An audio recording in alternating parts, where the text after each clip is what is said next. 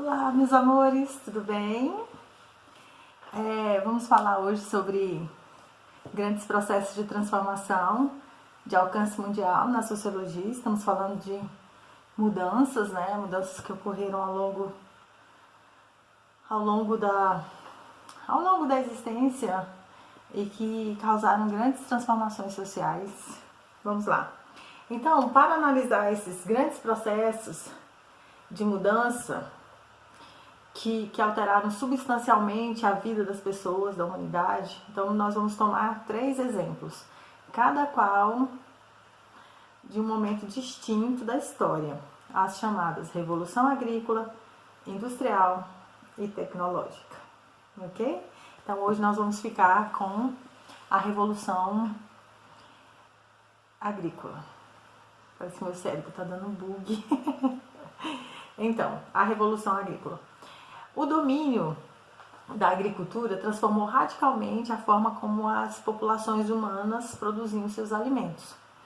A expressão Revolução Agrícola foi criada pelo arqueólogo australiano Gordon Childe, que nasceu em 1892 e morreu em 1957, para denominar o processo de sedentarização, fixação em algum lugar e diminuição dos deslocamentos, né? Inclusive foi a agricultura que fez com que as pessoas ficassem num lugar só, aglomerassem-se, e aí daí surgem as primeiras cidades, os primeiros povoamentos. Interessante, como uma coisa muda totalmente o curso da humanidade, né? Da forma de pensar, de agir, enfim, de fazer as coisas. Então as pessoas começaram a se aglomerar mais, começando com vilas, povoamentos e logo após cidades. E vocês sabem que tem as cidades pequenas, cidades médias, cidades grandes, grandes metrópoles, grandes centros urbanos. Então essa revolução ela não ocorre ao mesmo tempo em todos os lugares. Então num ponto as pessoas estão ainda se deslocando, aí no outro ponto já estão se aglomerando, e no outro ponto já tem cidade, no outro ponto já tem um império, e assim vai. Então, esse movimento teve início no Oriente Médio há 9 ou 10 mil anos, no Egito há 9 mil anos, na Índia há 8 mil, na China há 7 mil, na Europa há 6.000,5 anos, e na África tropical há mais ou menos 5 anos, e na América, principalmente nas regiões onde hoje se localizam México e Peru, há 4.000 anos. Então, esse processo foi longo. Inicialmente, os seres humanos perceberam que no local em que as sementes caíam, nasciam novas plantas. E por meio de experiência, né, e de observação, passaram a plantar as sementes, obtendo uma oferta regular de alimentos, tornando-se menos dependentes da caça e da coleta, aquela coleta sazonal, né? Nasceu determinada plantinha, vamos ali colher. Não, eles tinham noção de que em determinada época do ano eles teriam X alimento. Isso é interessante. Aí, como não precisavam mais se deslocar constantemente para adquirir alimentos, grupos e famílias passaram a permanecer em lugares onde o solo era fértil. Então, não iam escolher um solo ruim, iam escolher um lugar onde a terra era fértil, geralmente perto de águas, né? E foi assim que surgiram as primeiras aldeias. Com o decorrer do tempo, os seres humanos começaram a produzir trigo, cevada, milho, arroz, tubérculos, batatas, variados tipos de árvores frutíferas. Puderam também selecionar sementes e mudas, além de identificar a melhor época para plantar, o tipo do solo adequado para cada cultivo. Olha, quando nós estivermos estudando Revolução Tecnológica, Revolução Industrial, aí você vai falar, uau, como o ser humano é capaz de criar tantas coisas. Mas, olha, note que na Revolução Agrícola, para você plantar determinada coisa, é necessário ter ciência, é necessário ter um conhecimento específico. Você não pode simplesmente pegar uma mudinha e jogar na terra com um buraquinho desse tamanho e esperar que essa muda vá crescer e vá produzir frutos assim, ó, em 2 anos está produzindo. Não vai não.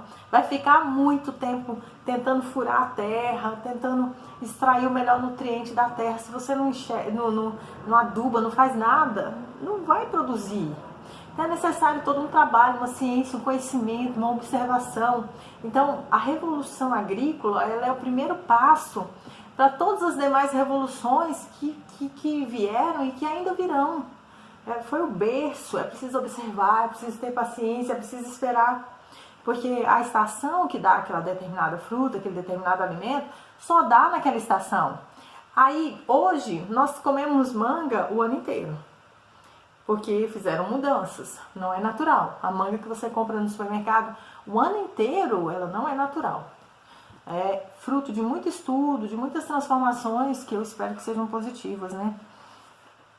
Então, e aí as pessoas também passaram a confeccionar os seus instrumentos para trabalhar a terra, como foices, arados, instrumentos que facilitassem o plantio, a colheita. Então, outros elementos essenciais do processo de sedentarização foram a domesticação e a criação de animais, que proporcionaram ao grupo humano a obtenção regular de carne, pele, leite, enfim. A domesticação deve ter surgido espontaneamente em vários locais, que é resultado do processo de aproximação e observação dos animais no decurso das caçadas. E por meio de um intenso processo de subdivisões e deslocamentos dos grupos humanos, difundiram-se as técnicas agrícolas e a atividade pastoril. Então, um foi passando para o outro os aprendizados, as experiências. Então, a maioria das sociedades ainda pratica a agricultura e o pastoreio. Há povos caçadores, coletores em vários lugares, mas a maioria deles também pratica a agricultura e a domesticação animal. Certo? Então, essa é a Revolução Industrial, a Revolução Agrícola. Agora vamos ver brevemente a Revolução Industrial. Depois nós vamos ver a tecnológica, que essa é longa. Então vamos lá. O que se chama de Revolução Industrial na Europa dos séculos... meu Deus, qual século que é? Século XVIII e XIX não começou repentinamente nesses séculos. Tipo, século XVIII, pá, Revolução Industrial. Não, a coisa vem andando, vem caminhando até culminar na Revolução. Foi um processo lento que se desenvolveu desde o século XV.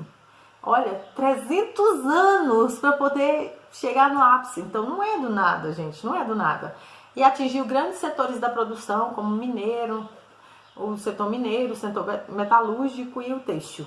A expansão da produção nesses setores envolveu a invenção de novas técnicas e novas máquinas, além de uma estrutura, a fábrica que permitisse a concentração de muitos equipamentos e muitos funcionários, muitos trabalhadores, né? Essa palavra funcionário nem entra nessa época, tá?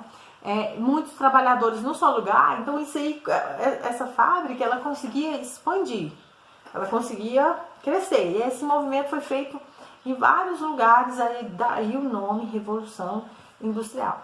Situadas quase sempre nas cidades, as fábricas, inclusive em Aparecida de Goiânia nós temos um polo industrial, né? É um polo só de indústria, que faz com que a cidade cresça. Então, requer bastante mão de obra. Então, as pessoas que moram nos arredores, onde tem fábrica, provavelmente vão ter uma oferta maior de emprego do que quem mora lá na zona rural. Então, isso vai atrair pessoas que vão deixar a zona rural e vão para a cidade, em busca de trabalho, de novas oportunidades. E aí as cidades passam a crescer rapidamente, muito rápido, e passam a aglomerar aquele tanto de gente para poder trabalhar nas fábricas. E isso transformou a sociedade também, porque aí transformou a forma de viver, a forma de produzir, a forma de consumir. Então pode-se dizer que paralelamente à Revolução Industrial, houve na Europa uma segunda Revolução Agrícola. Nós falamos agora da Revolução Agrícola, né? Então, junto com a industrial, a agrícola também recebeu um bônus.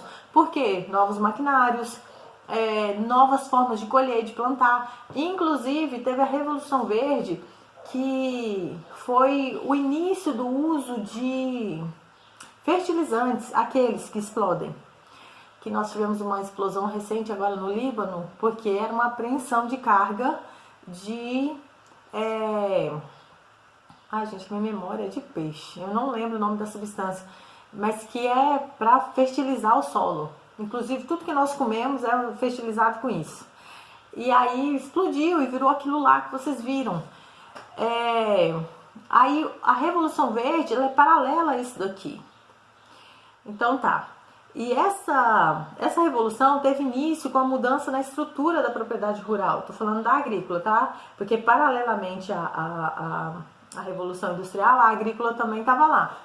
Então, quando os proprietários de terra se juntaram com os ricos comerciantes da cidade, interessados em investir na agricultura, aí promoveram a introdução de novas técnicas de cultivo, entre as quais as rotações de cultura, sem repouso, né? Sem deixar o solo ser repousado. Ser repousado? O que é isso? Sem deixar o solo em repouso, porque o certo é você plantar, aí você colhe, aí você deixa o solo descansar. Aí depois ou você planta uma outra cultura para não viciar o solo. Aí eles vieram com esse papo, né, de não deixar a terra descansar, a fim de tirar o máximo proveito das terras. Isso está errado.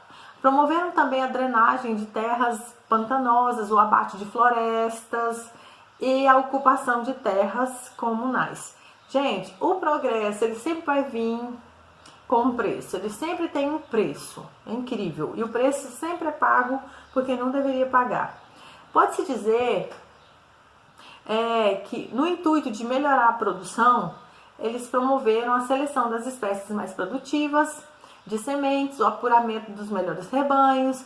Além disso, foram introduzidas máquinas, houve melhoras de transporte, e isso permitiu relativa abundância de produtos agropecuários essenciais, como carne, leites, derivados, legumes, cereais, e com a expansão da indústria extrativa do sal, que é indispensável para a conservação dos alimentos, propiciou uma melhora enorme na cadeia alimentar das cidades, porque quem mora no campo já se alimentava bem, mas quem morava na cidade teve uma melhora na sua alimentação, e isso é sentido na melhoria de vida. As pessoas pararam de morrer tão cedo, as pessoas morriam com 30, aí com esse advento as pessoas passam a viver mais. Então, com essas mudanças, a diminuição crescente da mortalidade propiciaram o que se pode chamar de revolução demográfica. As pessoas pararam de morrer tão cedo, né? E isso fez grande diferença na sociedade. Então, todas essas transformações propiciaram mudanças nas comunicações, telégrafo, telefone, meios de transporte, navio, trem, a vapor, automóvel, bem como um novo olhar para a educação, mudanças de leis, e assim provocaram o surgimento de inovações na arte, na literatura, na ciência, na medicina, e assim vai. Então foi uma época de grande crescimento para a humanidade.